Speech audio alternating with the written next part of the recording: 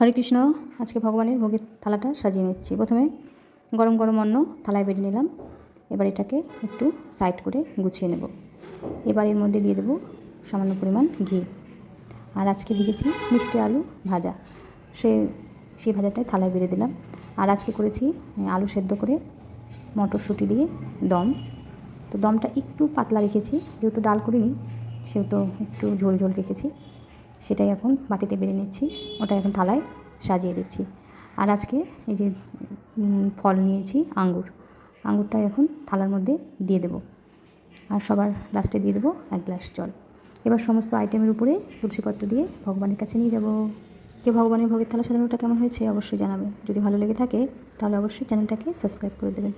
সবাই খুব ভালো থাকবেন আর বেশি বেশি করে ভগবানের নাম জপ করবেন। রাধে রাধে, হরি বল।